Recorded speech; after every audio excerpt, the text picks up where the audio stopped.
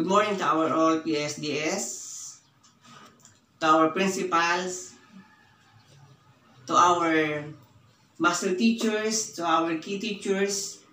I do hope that you are enjoying our platform in these times of competency-based teaching and learning. That's another form, another platforms that challenge to all of us. You know, my dear friends, children, our students are always playing. Alam naman po natin yan, ano? They're always playing in the classroom. They're always playing in their homes. Now, let me remind of you that a great deal of researchers has conducted what we call the play-based learning, which is genuinely and the new facade put on the building across the street from our school. Learning through play describes how students can view educations as an avenue of learning while enjoying to the fact that learning is actually fun.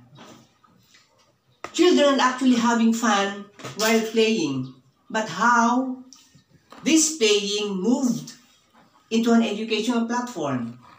You know, in the present times, in this public health emergency, playing plays a vital role in our educational system through an online platform, an offline platforms, or even in a modular one. You know, they handle devices, the desktops, the laptops could be a platform for learning. This is what we call transition. Now, by using these gadgets and by using some of our digital and new printed materials, we can continue learning in these times of pandemic. And actually, we can actually have an evaluation of what the students learned. You know, ladies and gentlemen, there is hope. A hope which actually used to start assessment into different platforms, into different learning modalities, into various ways, so that learning, even in these times of pandemic, continues. And so, let's talk about the assessment in a new normal.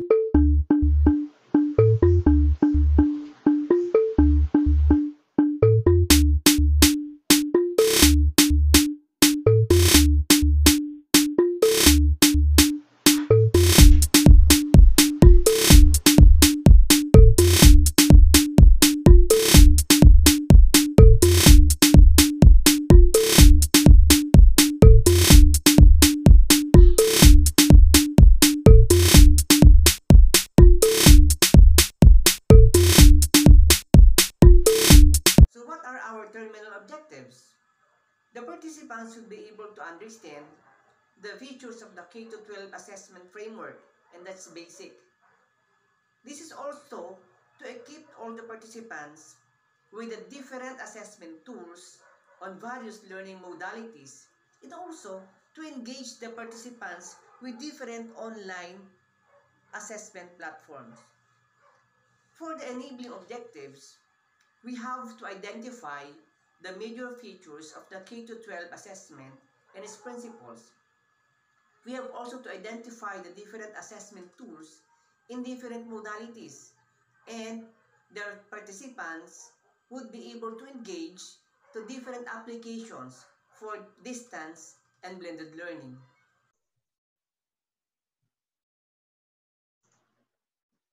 So these actually the major features of the DepEd K-12 classroom assessment, which is anchored on the DepEd Order number 8 series of 2015, entitled the Policy Guidelines on Classroom Assessment for the K-12 Basic Education Program, wherein you will notice in the forms of assessment here, we have the diagnostic for the content standards, formative for the performance standards, and the summative for the learning competencies.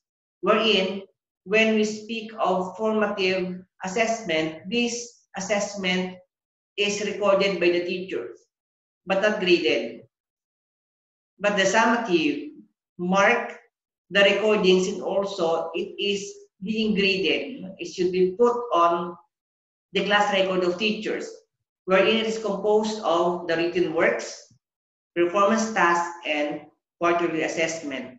These are for the assessment for learning and the assessment of learning. But you will notice that in debit order number 8, assessment as learning was not emphasized. But actually, this is one of the important things in assessment, because when we speak of assessment as learning, it is actually referring to the use of ongoing self-assessment by students in order to monitor their own learning, which is characterized by students reflecting on their own learning and by making adjustments so that they can achieve deeper understanding. This is actually the guidelines on the implementations of most essential learning competencies in our region, the pivot for a budget of work in all learning areas for key stages 1, 2, 3.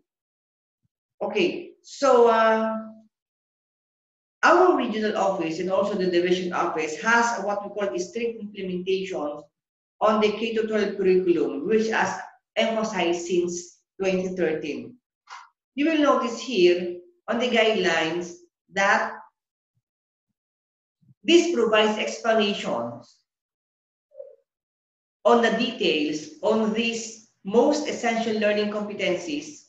And this is something new to these guidelines because there is what we call enabling competencies, which were actually budgeted and distributed in each quarter. In this time of health emergency, the learning competencies were actually analyzed to merge and compress into a MELC, or the most essential learning competencies provided by the Bureau of Learning Delivery and also clearly stated in our Region 4A Calabarzon. Here you will notice in Table 2 is the teaching and learning process and adjustment to accommodate diverse learners according to ZAPE 2019. Here in first column, you will notice the teaching learning process, which is very important in crafting the lesson plans of our teachers. We're in a teaching learning process in different modalities that we're referring to as various modalities.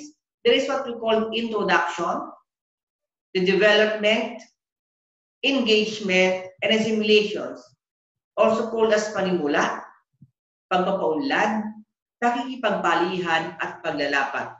Wherein in each learning process, in the idea form, focuses on the different things to consider.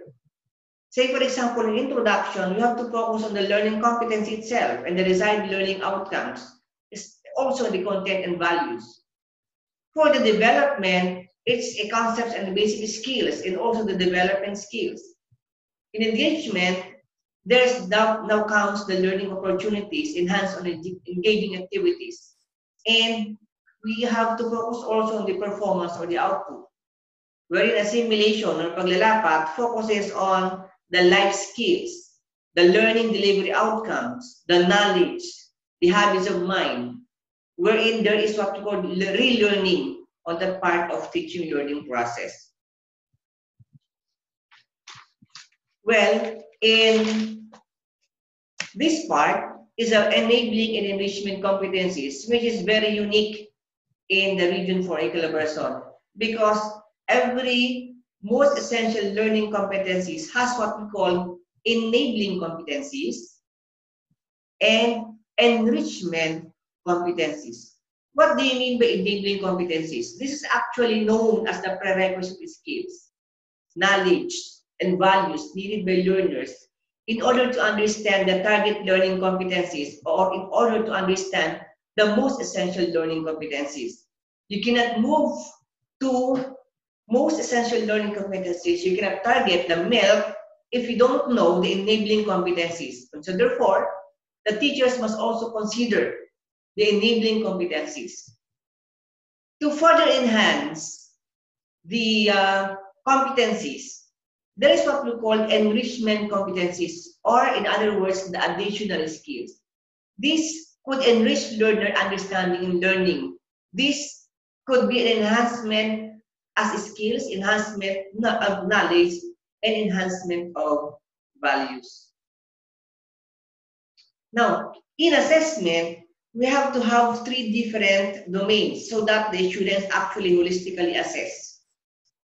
So we have here the cognitive domain.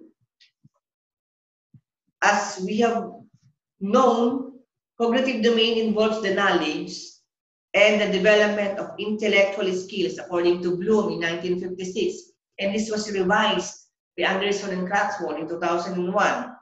This includes the recall or recognition of facts, the procedural patterns, and concepts that serve in the development of intellectual activities and skills. Aside from cognitive domain, in order to assess the learners, we have also to consider the psychomotor domain. That's based on Dave in 1975.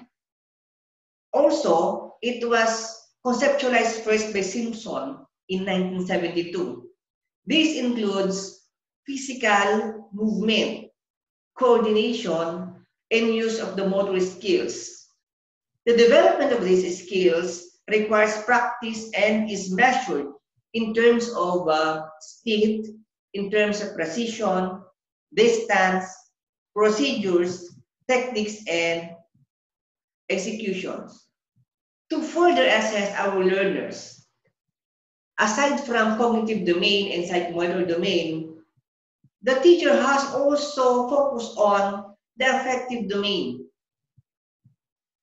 Because in affective domain, this is part of the KSAV that could enhance and teach by the educators, because this also involves feelings, this also involves attitudes, internalizations, belief, values. So therefore, we have to consider these 3 domains so that the assessment will be holistically in approach or holistic in approach. As regards assessment is an integral part of instruction, and as it determines whether or not the goals of education are being met. The assessment affects decision about grades, the placement, the advancement, instructional needs, curriculum, and in some cases, funding, as according to George Lucas in 2008.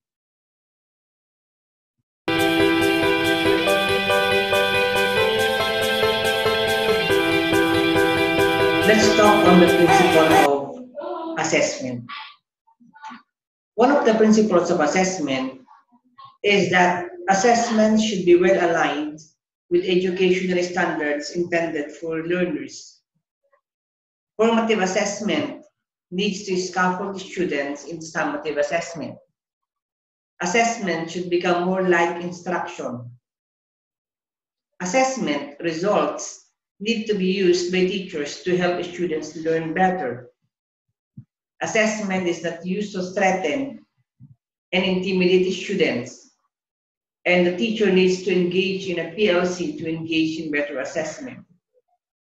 Assessment is a technical competency.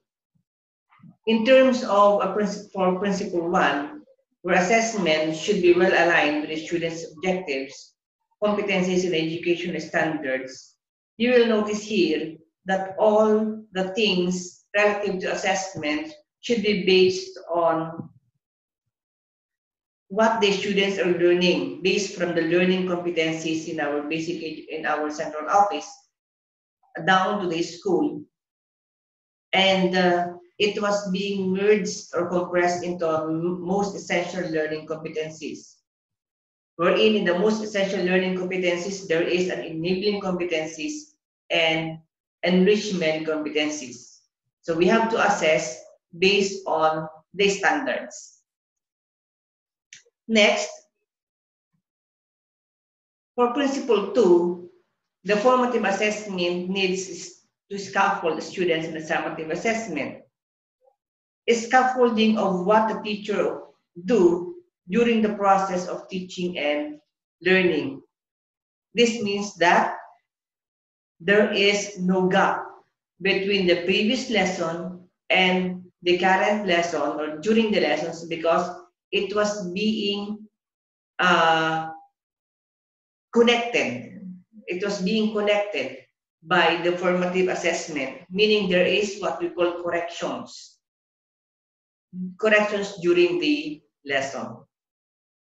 For principle 3, this assessment should become more like instruction. It is true that the zone of proximal development is something necessary to consider in assessment, from what the students know to what the students is not known. Meaning, the activities given by teachers were based from experiences, based from the schema of learners, down to the complex situations where the students would know what they really know or what they really not know. Skills do difficult for a child to master on her own, but it can be done with guidance and encouragement from the knowledgeable persons. For principle 4, for the principle 4 assessment results need to be used by teachers to help students learn better, which means teaching and learning are progressive. Assessment of learning, where the assessment of learning is the assessment that becomes public in results, in statements or symbol about how well students are learning, meaning the teaching is progressive. Next, the assessment for learning. The basis for determining what they need to do next move students learning forward, which means after the teachers taught the lesson, the teacher will be able to identify, the teacher will be able to assess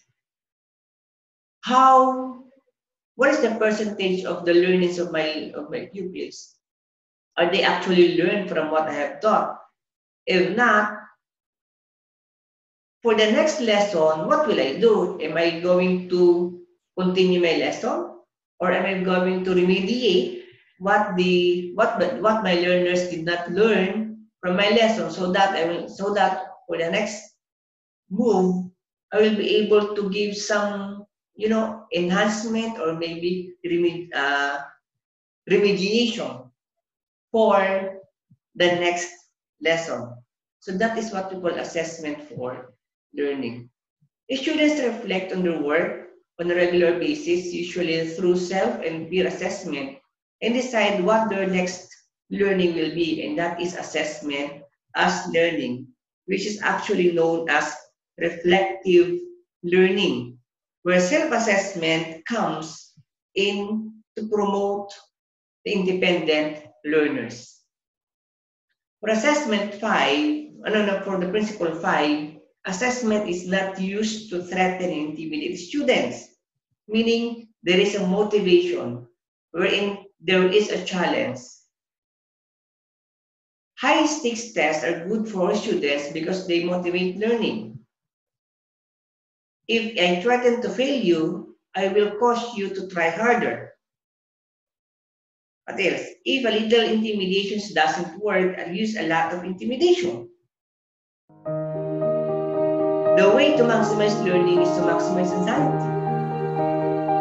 It is the adults who use assessment results to make the most important instruction or instructional decisions, which means if there are what we call uncertainties, if there are confusions, this would become challenge to the learners and also to the teachers, that this assessment is not threatening and intimidating to students, but they will be able to become more, they will be able to become, have a positive mind to, to really cope up with the lessons. And that is what we call, in terms of uncertainty, there is a clear direction. For principle 6, the teacher should encourage the learner community to engage in assessment, which means in assessment, there is what we call a community engagement. According to the quotation, it takes a village to raise a child, meaning there is what we call a culture of collaboration.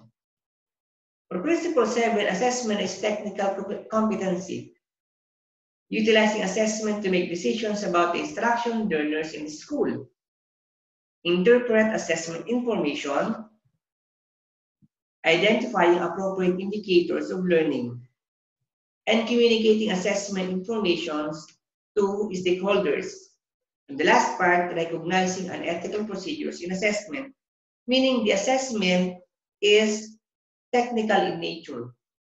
If the teacher, if the principal, or even the supervisors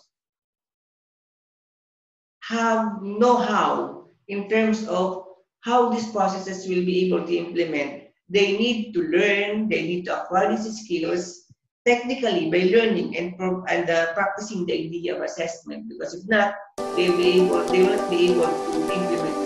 They will not be able to exercise this assessment.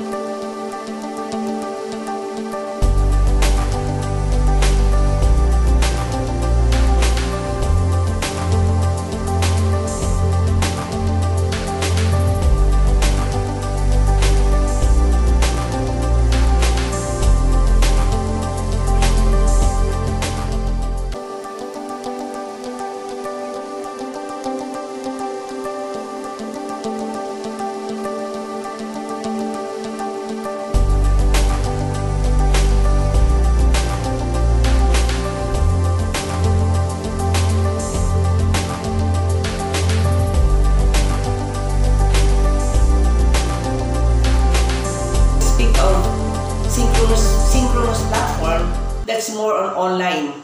When we speak of asynchronous, that's more on offline. We will touch up also the modular, but I knew that you are very much familiar with that because long time ago we used that platform. So now, since it is a new normal, we have to focus on the online and the offline platform. Nakapag-create na ako ng mga sample quizzes. So these are the sample quizzes. So let's play. Since wala naman po, hindi kayo pwedeng mag-play because video nga ito. So meron ako rito dalawang kasama na maglalaro for this Kahoot para magkaroon tayo ng sample. Okay. So ayan, nag-create na ako ng pin. Ang unang mangyayari is you have to create pin. Paano mag-create ng pin? Hindi kayo magbibigay ng game pin. Ang magbibigay ng game pin ay yung Kahoot mismo, hindi po kayo. So lalabas po yun sa screen nyo kaagad kung ano yung game pin. Nakukunin naman ng mga players natin. Okay? So you have now our pin ready to join. Okay, so ito po nakita nyo. Meron na tayong pin. Ayan, so ito po yung isusulat ng mga ilalagay ng mga players natin doon sa kanilang cellphone. So pasok lang sila doon sa may mismong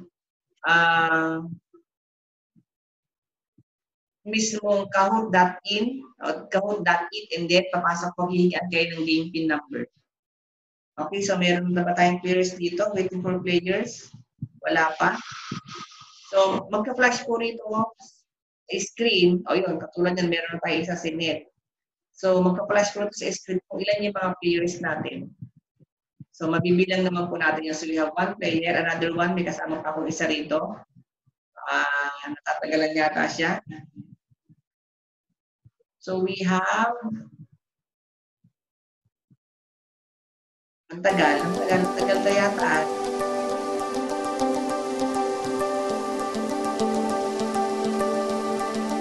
Okay. Wala pa rin tama ngayon. Okay, we have the second player size.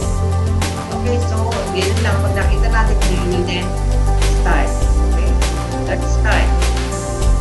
So these are 10 questions. 10 questions yun na ready ko. Depende sa ilang questions na gagawin ko. That's the first question. Whatever order is entitled policy guidance of classroom assessment.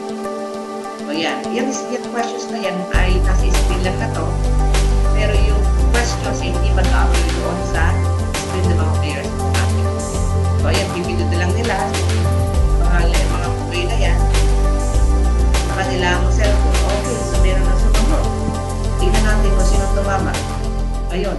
Dalawa silang tumama. Pero tingnan nyo, kahit dalawa silang tumama, anong nangyari? Yung isa mas mataas yung number, yung isa mas mababa. Bakit? Ibig sabihin dito, si Sai ay mas mabilis sa sumagot kaysa kay Net. So, kahit tama sagot, depende pa rin sa speed. Sino mas mabilis na nakasagot, mas mataas ang score. Next question. There's a process that is used to keep track of learners' progress. Pwede kayo sumagot sa inyo. Pwede kayo sumagot sa sarili ninyo, no? Kapag kung sino sumagot, para din kahit na paano magkaroon tayo ng participation. Ang bilis, ha? Ang bilis lang sa magot. So, tignan po natin. Again, ang daming sa mga sinyat. Ayan, tignan nyo. Nagbago na ng position. Kanina si Net ay nasa baba. Ngayon tumakbo sa ibig sabihin, nagkamali si Sai. Pag-bilis ang mga si Net. Next. Which of the following assessment is used for kindergarten learners? Anecdotal records, numerical based, outputs, and out. So we have one answer. We have, kung isa pa, meron sumagot na isa. Okay, dalawa na. Sumagot, check po natin kung sino tumama. Again, tumaas na naman sila tama, hindi naman nakatama si Sai. Next.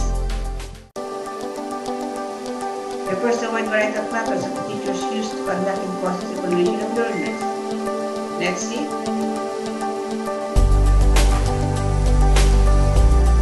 Kasi ninyo itong na-quiz na po yung binibilang hanggang 20 seconds po tayo dyan. The answer is formative assessment. Okay? Okay, parehong tama pero as in tapon pa rin sila. Next question, number 5. Method of evaluation. Perform at the end of the unit to measure the learner's understanding. Yan yung numbers na naka-violet na yan. Pwede nyo i-set kung gano'ng katagal, ilang seconds. Ito kasi, ang set is 20 seconds. So kapag lahat na lang yung mga players ay nakasagot na kahit walang 20 seconds, matatapos na rin yung bilang yan. Ano? Again, next. So, habol tayo. Next. We started implementations of DO number 8 since 2015. Check natin. Okay. Basta sila, ibig sabihin, basta ninyo, wala pang 20 seconds nag-end na yung questions. Bakit? Kasi lahat sila nakapagsagot na. Ganun po siya. So, ayan, still. Dinend pa rin ang rank 1. Next question. Standard in assessment that asks the question. What should the learners know?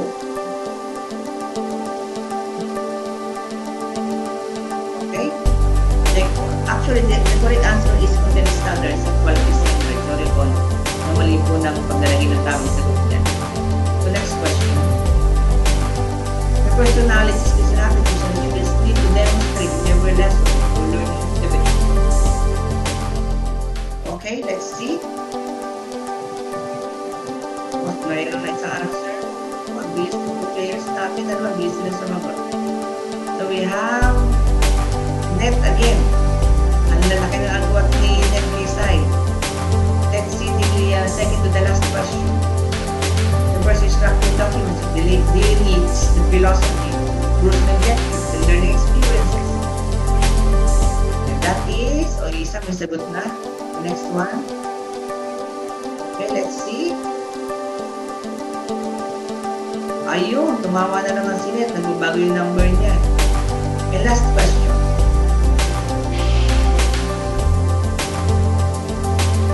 Last question, this one. Is it classroom portfolio, classroom assessment, classroom standard, formative assessment? So we have, ayun. Tignan po natin. So Net got rank 1. Tayo rank 2, siyempre wala tayong rank 3 kasi dalawa lang po sila. So thank you very much sa mga players po natin. Okay, so that is how Kahoot. Okay po? So I do hope na nagkaroon tayo ng background information sa paano ang takbo ng Kahoot at paano siya lalaruin. And sana lahat ng mga teachers natin, lahat po ng ating mga learners will be able to incline with how to use and how to utilize this Kahoot. Okay? Stop sharing ko na muna. Balik po tayo ulit sa ating presentations.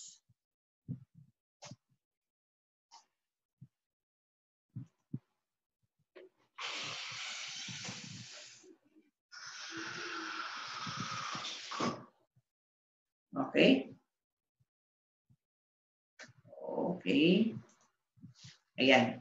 So, tapos na po tayo sa Kahoot. So, another online platform used for the formative assessment is this one, Quizzes. Actually, yung kala nyo na mamalili ako ng pagbigkas, ano, but the correct pronunciation is Quizzes kasi ganun talaga siya, hindi sa Quizzes. So, we will not be able to have these quizzes. Actually, I have also an account in Quizzes kasi pag ginamit pa natin itong quizzes na ito, medyo matanggal, but there's something something synonymous with the Kahoot quiz na nag-create din tayo ng mga quizzes dito. May mga quizzes din dito na online, ibig sabihin, you can get any quizzes from here, makas embedded na yung mga questions, or you can have, or you can create also your own quiz. Depends on your lesson. Kaya napakaganda sa mga teachers po natin na magkaroon ng engagement at ma-utilize itong quizzes po natin. So, actually, these are the different tools for online assessment. Actually, sabi ko, ang dami po nila, no? You have the interact or create quiz-based, quest-based, exam time quizzes, riddle, event survey 360, top grade quiz master, online quiz creator, Lubaru, Poll Everywhere, knowledge, hindi po tayo mali ng spelling, ano talagang gaya ng spelling ng knowledge dyan. That's G, not K. Ano? You have the class marker, Moodle, .quiz, mobile quiz and surveys, and Embed, ProProf, or Quizmaster, Learning Pad, Testmos, Joomla Quiz Deluxe, Kahoot, yung ginamit po natin kanina na platform, Quizpedia, Socrative, LMS Course, Edmodo, Hot Potatoes. So these are some of the samples for the online platform used for formative assessment and can also be used as a summative assessment. Ano? Could be also a summative, hindi lang siya pwede hindi lang siya formative. In any test, so actually pwede po siya, especially kung ito ay paper and pencil, ano, na ginawa po natin mga games. So, in this manner, our learners could really be engaged and having fun while learning, you know? Kasi nowadays, hindi naman na masyadong effective sa mga estudyante natin yung paper and pencil because they really engage in technology. In this new normal, talagang technology yung ginagamit po natin. You will utilize the technologies. So kaya po, turuan natin yung mga bata natin for this online assessment. Ano? Okay, moving on. Aside from the online assessment or what we call asynchronous platforms, you have also the asynchronous platforms or what we call the offline assessment tools. So these are some of the famous top offline assessment tools that could be used by our learners. We have the Canary Learning, Pocket, Evernote, iBooks, and Kalite. So these are the some. But there are also different various offline assessment tools that could be seen in the internet. Ano? So let's have first the Canary Learning. Canary Learning caters to educators all reading needs, making work efficient. It is one of the most used reading tools actually. And second, we have the Pocket. It is a useful for educators who are always reading to make the perfect lesson resource. While browsing the internet, you can easily save and access it when you need it. when we speak of offline assessment, ina-download nila itong application, and after ma-download nila sa cellphone nila or sa laptop nila, pwede nilang magamit without any internet. Yung po yung offline or as-in-use platform. Ano? Okay, so when we speak of the Canary, ito po yung lalabas sa kanilang screen. This is actually the picture of the Canary learning or the Canary assessment, digital assignment for the classroom. So yun po siya. And you have also this packet assessment. Under the packet assessment, this is very useful.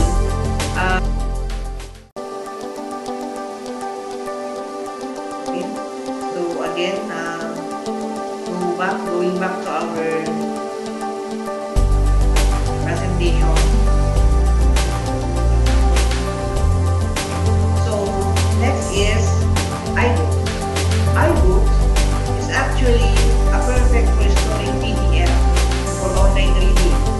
So there are a lot of choices in the iBooks. We have the 8 fonts and colors, kaya matutuwa talaga yung mga ganyan sa atin dito because even na offline ito, ang dami pa rin choices na pagpipilian na pwede silang mag-artistic sa paggagawa ng kanilang mga output. We have the bookmarks and notes, and this is one of the good applications in iBooks. There is a built-in search. You can search definition of terms, you can search images, you can search pictures, and even videos. Pwede tayo makapag-search dito sa iBooks na to. And we have that what we call auto-writing. Na kapag medyo masakit sa mata, medyo lalabo ng konti sa target, to adjust to the environment na nai-lighting po natin sa YouTube po ito. So iBooks can create also and can publish among books for iPad, for iPhone users, and for the Mac users. So that's very good gadgets, very powerful din po ito. So actually this is the images of the Evernote and the iBooks. With Google Analytics, huh? That's something I'm not going to understand in just a few seconds, are you? So here, I'm going to, instead of just reading the article now, what I'm going to do is I'm going to save it to Pocket so that I can read it or reference it at a later point. And how I do that is as simple as can be. Into my browser, I've installed the Pocket Clipper. I just click on that, and it allows me to add tags, which allows me to do search later. If you use this a lot, you might want to be classifying articles into business and personal, travel, into different categories for research later. But as soon as you clicked on the app, or sorry, on the web clipper, it's saved the article already. So now, when we go into my Pocket list, we can see that I've got this brand new article that's just been clipped. And if I go in, I can read it here on my computer at any point in the future, even if my computer was, for whatever reason, offline. But that's not the real strength. The real strength is it is syncing through the web now to my mobile device. And I've got it set up on my smartphone. I've got the 6 Plus, the larger of the iPhones, which I find great for reading. And this is what I'm going to be reading these articles on when I'm traveling. Let's take a look at the account or the app.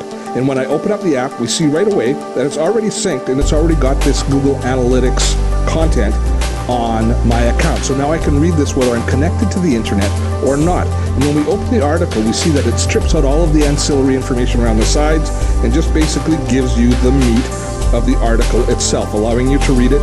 And if there's rich media included, like in this particular case, the podcast, we can listen to it as well. So it gives us all of that rich content available to us to consume at our leisure. This is a powerful tool when it comes to being able to store and be able to access information that we want future reference to when we want it and when we need it. Now, the smartphone doesn't just work as a reader. Now, this doesn't have to be an iPhone. It could be an Android phone. It could be a tablet of some sort. It could be another notebook computer.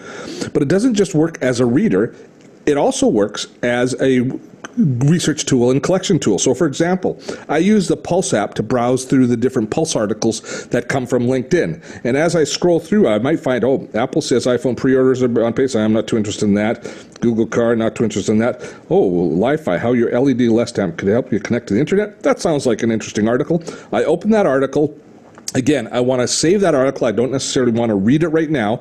So what I do is I tap on the share tool and go share via. That brings up all of my different share options, and one of those options is to store it in Pocket. As soon as I tap on that, it now clips that article and it saves it to Pocket. So if I go back to my computer now and refresh my list, that new article from Pulse should be here. And there indeed we see that article from Pulse. And this doesn't just work for Pulse. This works for Zeit, this works for Flipboard, this works for dozens and dozens of different applications. So anything you can view in your browser, you can gain access to, but any information that you can view in many other news-related or information-related apps, you can also clip for future reading. So now, my next business trip, I'm going to be that much more productive because I'm going to spend that downtime learning, increasing my skill set, increasing ideas, and just basically becoming a little bit better informed. I hope, having watched this video today, you feel a little bit better.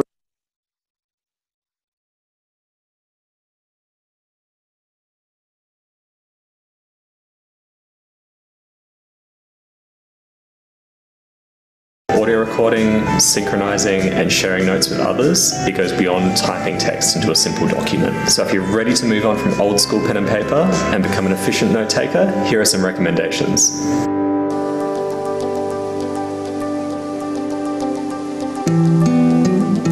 OneNote is a free-form note-taking app. It's very similar to a traditional notebook, so you can have colored tabs and organize things a little bit more like you're just scribbling onto a piece of paper, basically brain dumping all your ideas into a notebook. Because OneNote resembles a traditional notebook, you have the idea of tabs across the side, so you can color these tabs however you like. Then within each tab you can have your pages, and each page you can have free-form notes. Within the note we can just click anywhere and start typing. And then I can actually just move them around. So as you're forming your ideas, you can rearrange these and really start structuring your notes. You can also add tags, which helps you better organize your notes. So if a particular note is important, you can star it like this. If there's a bit of information which is a phone number, you can add that. If you want to put an address in, and there's a whole bunch of other tags here for different information. You can add photos by just dragging them into your note. You can click on the image, you can rearrange it, change the size. You can have multiple images, so we'll drag in a couple more. And you can even overlap them.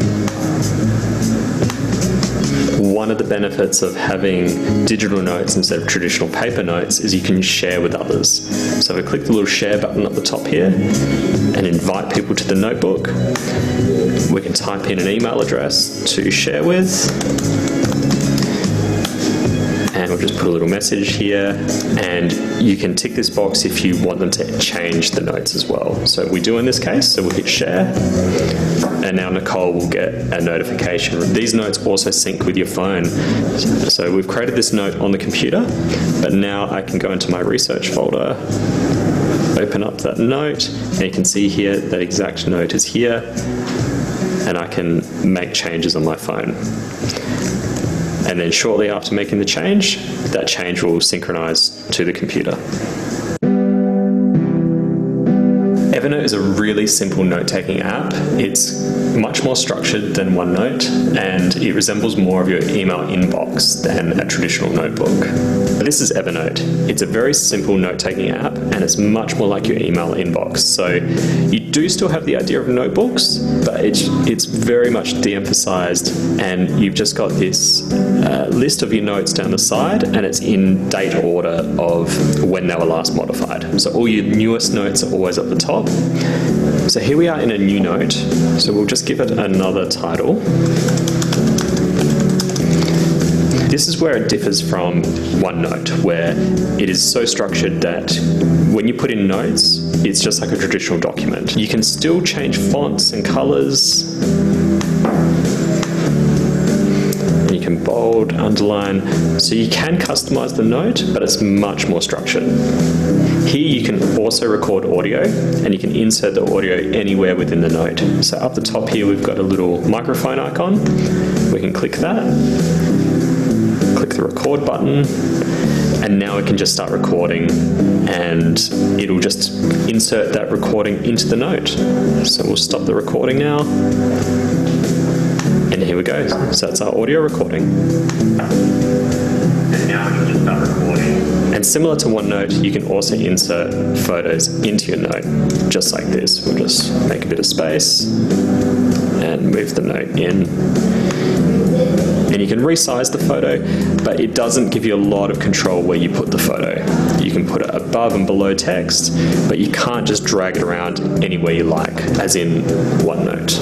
Evernote also allows you to sync with your devices, but on the free version you can only sync 2 devices. If you want to sync more than 2 devices, you need to pay $89 per year for the premium subscription. So those are our 2 recommended free apps. Although if you're an Apple user, there's a great app called Notability, which lets you take handwritten notes on the iPad Pro using the pencil, and you can synchronize that to an audio recording of your voice. 2,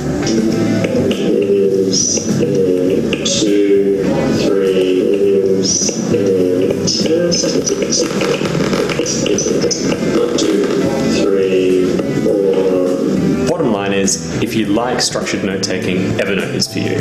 If you like free-form notes, OneNote is going to be your better option.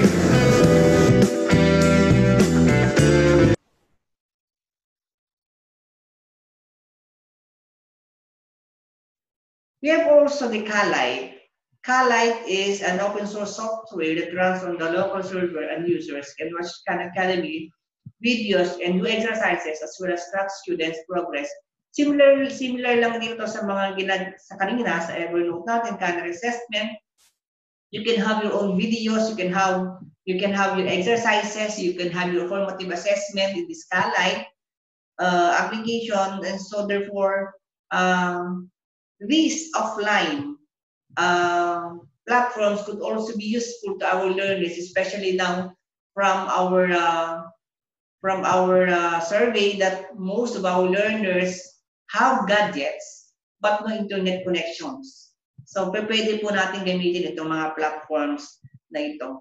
So those are the synchronous platforms and modalities na pwede natin magamit. At there are also a lot of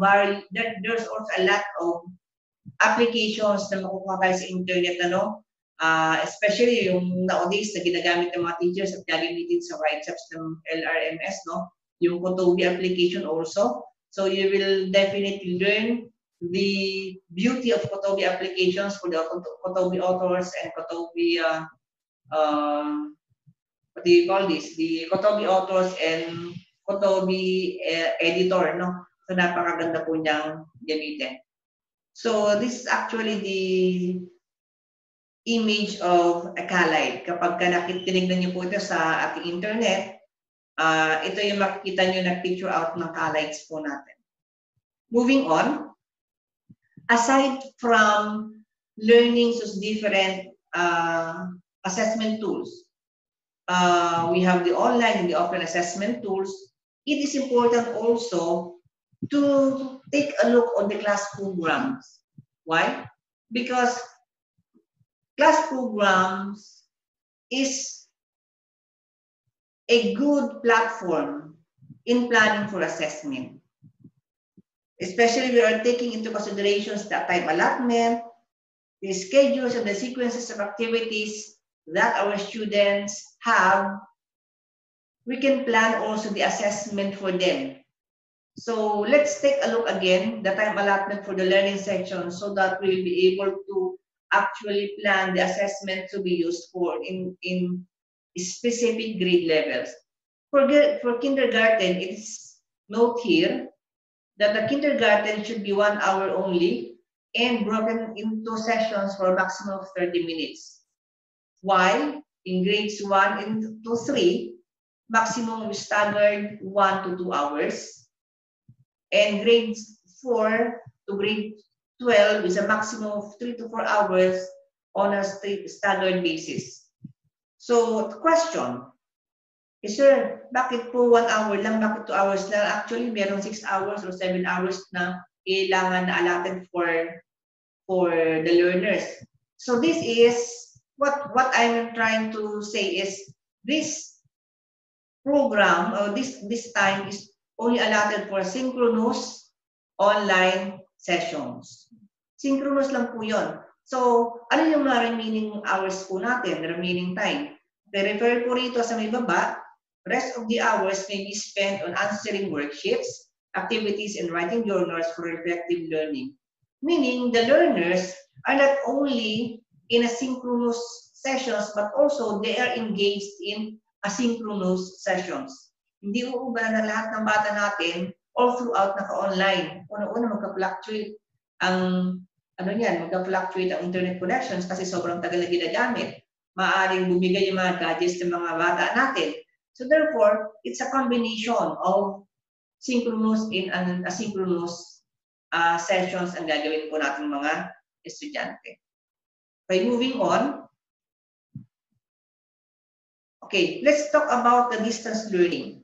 So, how we'll be able to utilize or implement this distance learning para makapag-plan tayo ng assessment natin. Example for this kinder. Sa kinder natin, so example, ang start ng class niya is 8 o'clock. So, meron tayong online meeting on 8 to 8:10. So, ibig sabihin 10 minutes lang nun. 10 minutes lang nilang gugugulin yun. And then, proceed ka sa work period 1, 8:10 to 8:40. 40 minutes. O pwede kung online dito, pwede hindi na mag-online dito, pwedeng offline na. Paano yung offline? Offline could be, pwede kang magbigay ng module sa kanila. Na yung itong oras pala na 8:10 to 8:15, nag-module na pala sila. O pwede mo naman siyang dire-direct hindi naman na online kasi 10 minutes lang naman. Depende sa availability ng mga estudyante mo at ng mga parents, kasi kinder ito, kung matutulungan ba nila yung kanilang mga bata, online ba or offline. Kung online, pwede mo naman dire-diretsuhin ito online na lahat, and then the rest of the hours ay offline or asynchronous. Okay, next, online meeting. That's 8:50 to 9. Next, storytelling, 9 to 9:30. Work period 2, 9:30 to 10:10, and indoor activities, which means 8 to 10 lamang, o 8, 10, 10, ay ito lamang yung time allotted for kindergarten. So this time, dito papasok yung assessment natin, lalo na yung ating formative assessment. Okay. So moving on. For blended learning, example of blended learning for grade 2. So example sa ating blended learning, mag-i-start siya ng klase ng 6:30 to 7 a.m. That's ESP. So ODL is online distance learning. So ang online distance learning, ibig sabihin, even though blended nga siya, ibig sabihin, ang blended natin, it could be a modular, it could be an offline, synchronous, or pwedeng asynchronous. Kaya sa blended, halo-halo siya. Ibig sabihin, kaya blended learning siya. So, meron siyang mother tongue, Filipino, then nag-AP siya, health break, 9 to 9:30, 30 minutes, math, MAPE, and English. So, ibig sabihin from 6:30 ay hanggang 11:30, siya ay naka-online? No. So, may mga pagkakataon dyan na naka-offline siya, may mga pagkakataon na naka-modular siya. So, ganyan magiging takbo ng klase, ng class program ng isang grade 2 natin. At may nakalagay rito, every Friday will be F2F or face-to-face, if possible. If possible, ay every Friday para nakikita, magkakaroon tayo ng summative assessment. Bakit? Kasi summative assessment is actually not possible, especially to modular ang kanilang modality kasi ang hirap ng summative assessment nun. But kung possible lang face-to-face, ang kanyang summative assessment will be every Friday kasi nakikita-kita yung mga classmates. Ganun ang magiging takbo ng assessment po natin. But actually, the formative assessment can be on that time from 6:30 up to 11:30. Moving on. Okay. This one naman is a 5th, 7th grade online distance learning ODL. Okay, dito naman, so 7 to 9 hanggang 11:30. So ibig sabihin ng ESP niya 7 to 9, pwedeng may online siya, pwede din siyang naka-asynchronous or offline. And also English. Hindi ibig sabihin 9:30 to 11:30, naka-online siya. O pwedeng staggered basis, nag-online, nag-offline, nag-modular. Pwede naman sa mga susunod na oras niya, yung hapon, katulad na to, ng Monday, mga activities, worksheets ang ginagawa ng bata natin. So, maaring module naman ang binibigay doon. For Tuesday, Wednesday, Thursday, ganun din. At lalo na sa Friday, siguro sa Friday, since napapagod na yung mga estudyante natin, pwede na yung mga hands-on activities, yung nag-enjoy sila sa kanilang mga ginagawa, output-based, yung gagawin naman natin for the performance output. So, that would be one of the platforms and modalities na pwede nating i-offer na kung saan assessment plays a vital role. Okay.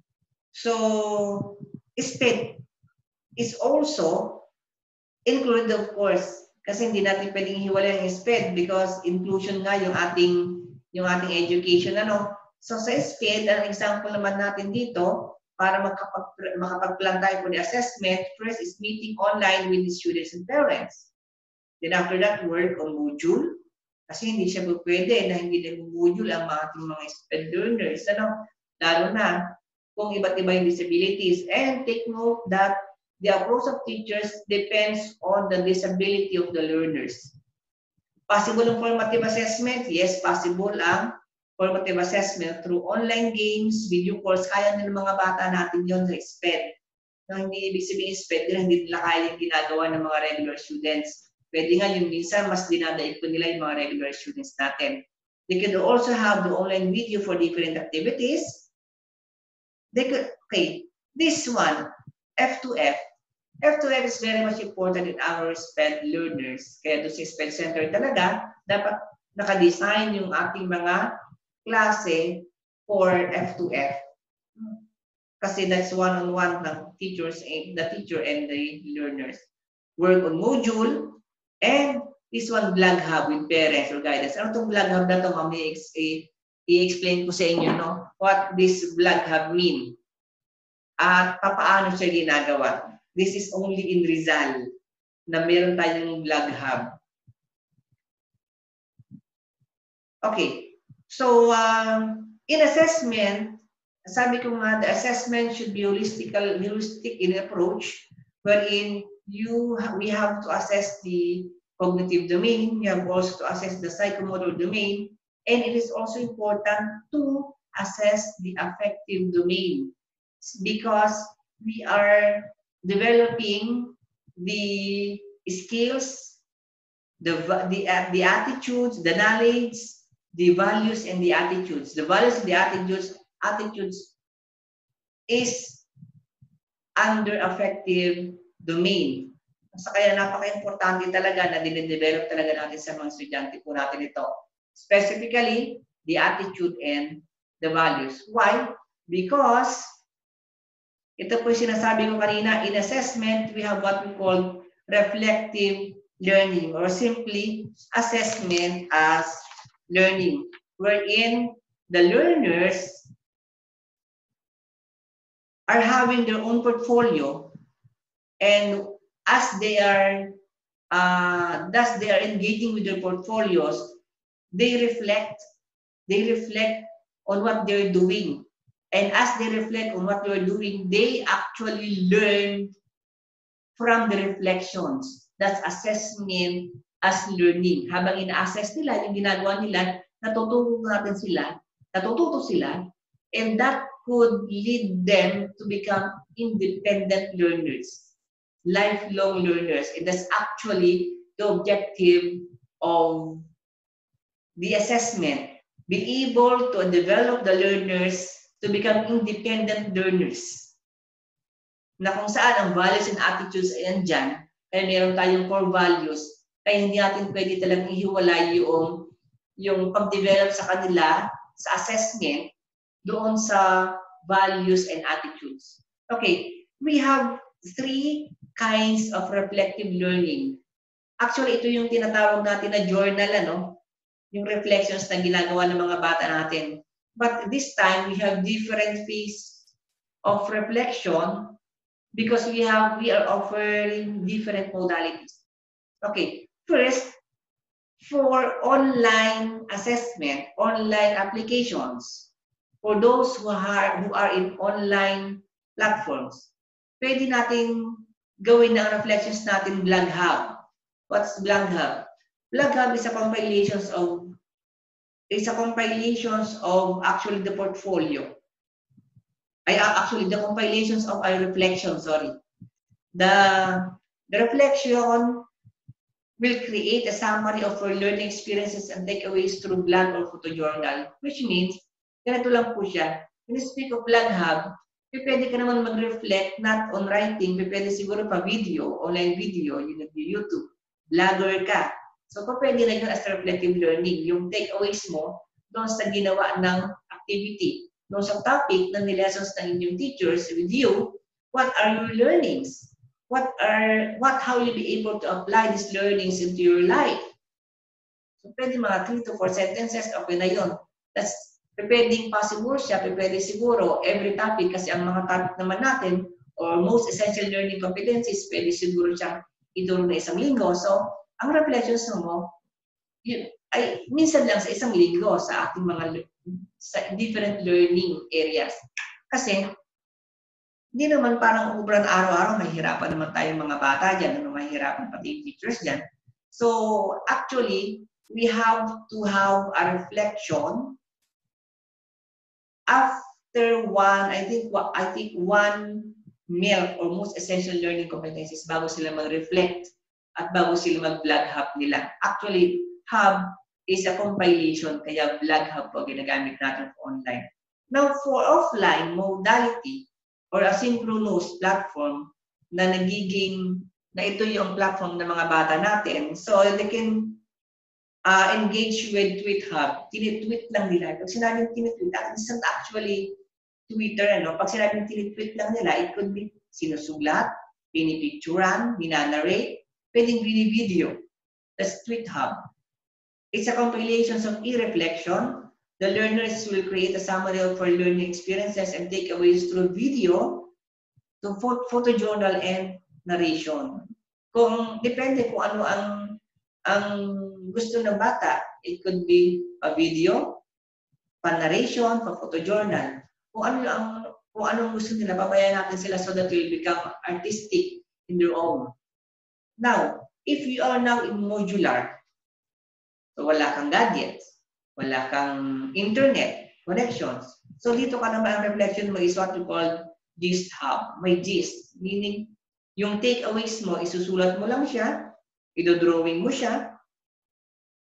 So, which means, meron tayong, actually yung hub na yun, siguro yung may gist hub na to, since wala naman talaga siyang internet connections, naka-notebook.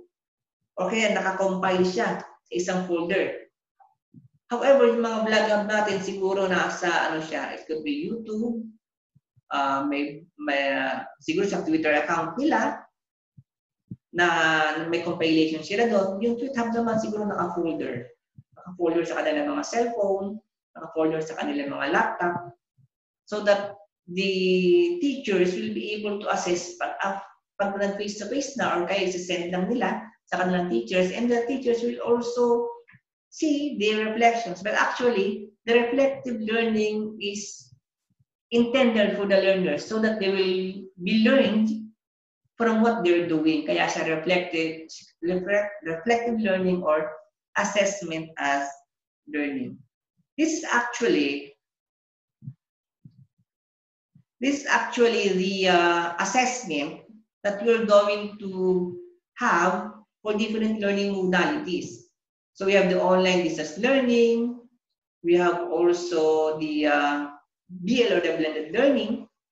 Could be modular distance learning kasi hindi naman ibig sabihin distance learning puro online. Pwede rin siyang naka-module, blended, and we have the F2F. So ang mga platforms natin, actually mga platforms na ginawa na na binanggit natin kanina, those are the examples of the platforms. But here, I mentioned some of the platforms, but you can devise, you can have other platforms kung gusto nyo. Basta nagkakaintindihan kayo ng mga estudyante ninyo. So these are some of the recommendation platforms. Google Classroom. No? So I will not tackle the Google Classroom because you already knew it kasi ginagamit ito sa mga trainings natin. So what you're going to do in the Google Classroom is to expose yourself doon sa mga features ng Google Classrooms po natin.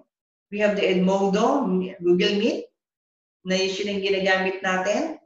We have the Zoom, Messengers. Actually, yung ginagamit natin ngayon is the Google Classroom. Ano po? So Messenger, pwede. FB, Facebook. Yes, pwede rin na Facebook kasi may Facebook group naman tayo. Now, so when it comes to assessment of knowledge and skills, so we have the online quiz in a different assessment tools that pinag-usapan natin kanina. We have also the online test, online games, blog, podcast, e-portfolio, actual products. So those are some of the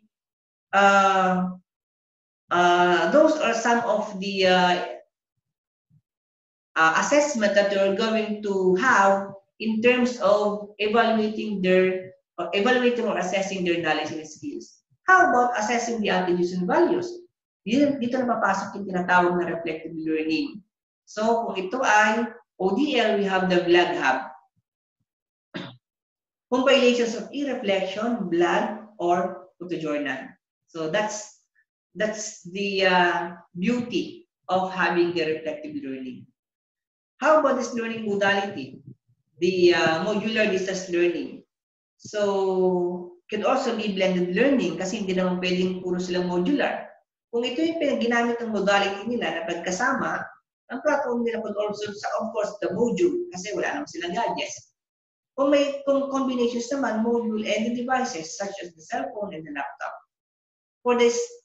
For assessing knowledge and skills, we have digital or printed quiz or test. It could be video, audio record, portfolio, and actual products. Okay, for the aptitudes and values, ang sabi nga dahil ito ay modular tweet hub or offline, sorry. Kung ito ay offline modular tweet hub ang gamitin po natin. Now, pwede rin ba rito ang Blog Hub? Yes, pwede. Bakit? Kasi kung mayroong naka-online din dito, pwede rin, ano? Pero kung wala naka-online, gadgets lang ang gamit nila, and modular lang, tweet hub ang gagamitin po nila. And pwede rin dito ang Magist Hub. But for the blended learning is actually face-to-face in the modular. So, of course, the platform is the face-to-face class. Kasi possible naman talaga siya. Printed quiz, video or podcast, portfolio, and actual products. So, the attitudes and the values, the reflective learning is Magist Hub. It's compilations of a daily reflections, narrations, or programs.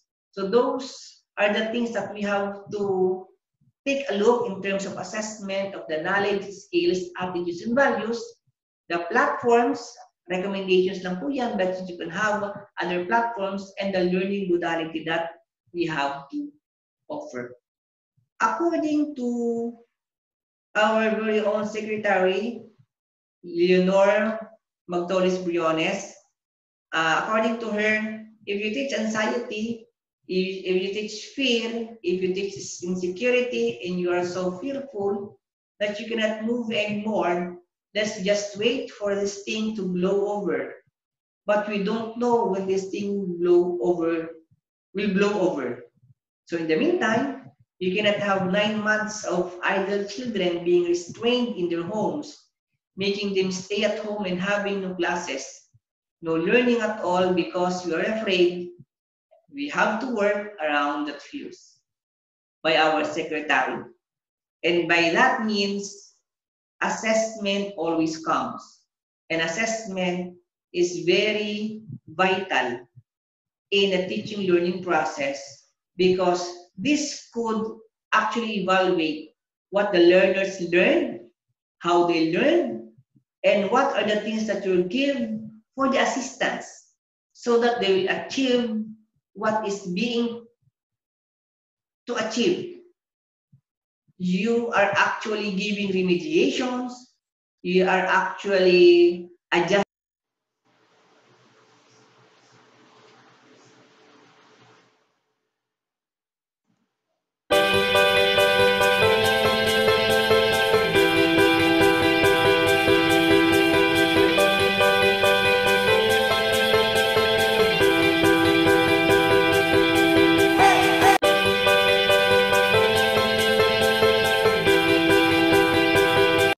Thank you very much.